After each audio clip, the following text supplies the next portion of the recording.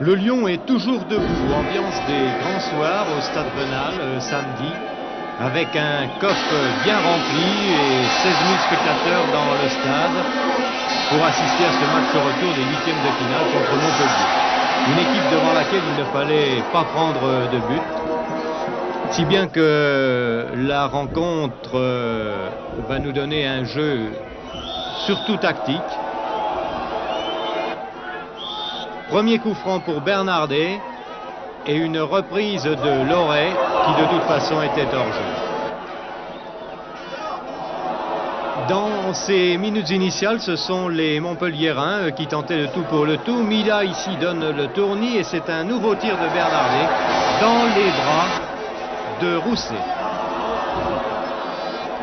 Milla dans ses hommes et il est contre aussitôt par Azibedzic qui lance loin devant. Stéphane Paille est là et ne peut redresser sa course que pour donner à Julio César tout seul.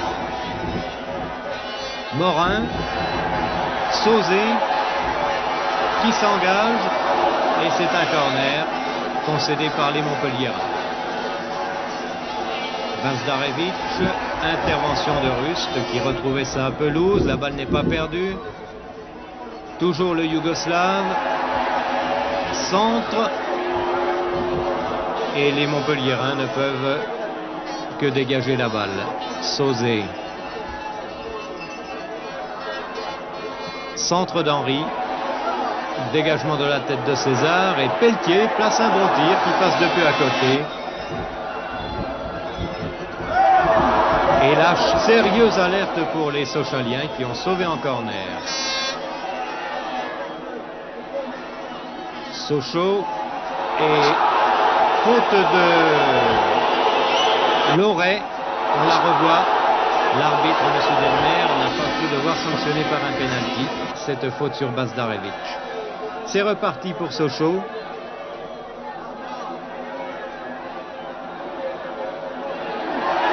Et Paille délivre un bon tir dès le début de la deuxième mi-temps que Russe doit maîtriser en deux fois. Ici, Guédé a la balle et il commet une faute répréhensible sur Pelletier. Et il se transforme en boxeur car Pelletier lui a fait une remontrance. Et il va même donner un coup de pied à l'arrière sochalien. Et là, M. Delmer ne pouvait sortir que le carton rouge qui signifie l'exclusion du joueur Guédé. À partir de là, Montpellier va jouer à 10, facilitant ô combien le travail des Sochaliens. Henry à la balle, en retrait pour Bazdarevic. Bazdarevic cherche un partenaire démarqué, n'en trouve pas. Mais Sauzé récupère néanmoins, centre immédiat, reprise dans la foulée de Paille qui aurait peut-être pu contrôler, prendre plus son temps. Il avait là peut-être une bonne occasion. Bazdarevic, Sauzé, Henry.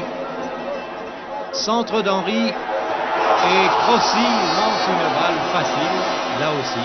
Mais c'est un arrière, ça se comprend un peu, il a voulu bien faire, reprendre dans la foulée.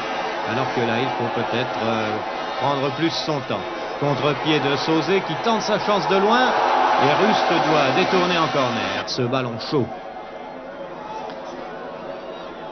Le match s'est débridé en deuxième période. Cuben est rentré pour Montpellier. Il a apporté un peu de sang neuf. Il obtient ici un coup franc que tire Bernardet. La balle passe de peu à côté. Les Sochaliens ont quand même dominé cette équipe montpelliéraine dans l'ensemble qui même à 11, il nous semble bien qu'elle n'aurait pas pu bousculer les Sochaliens. Et voilà le but à un quart d'heure de la fin. Marqué par Stéphane Paille. Centre d'Henry. Reprise facile de Paille tout seul devant le but. Une grosse faute de Albert Rust. Un peu fébrile sur son ancienne pelouse. Et Sochaux mène 1-0 et avec ce seul but, ce but libérateur, il va obtenir sa qualification. Remise en jeu de Pelletier. Madar est rentré à la place de Sauzé. Le tir est contré, mais la balle n'est pas perdue. Fabrice Henry en retrait pour Hadzibedzic. Henry, c'est bien joué tout ça, et ça part là-bas pour Stéphane Paille. Il a le temps, il lève la tête, il a bien vu ses partenaires. Tête à côté. Mais c'est un corner quand même. le dernier de la partie, sortie de Rust, et c'est la fin. Monsieur Delbert libère les deux équipes. Sochaux élimine Montpellier tout à fait régulièrement. Le match a été long à se débrider. Il s'est débridé en deuxième période. Alors que Ferraoui vient encore chercher quelques noises à Pelletier. Il ne lui pardonne pas d'avoir éliminé son équipe. Mais le dernier mot restera à Sochaux qui obtient à nouveau un tour d'honneur bien mérité pour son fidèle public. Les Sochaux ont mérité leur qualification et on les attend bien sûr avec impatience au prochain tour. Ils sont devenus les véritables favoris de cette Coupe de France. Tout le monde est d'accord là-dessus pour les voir aller jusqu'à Paris.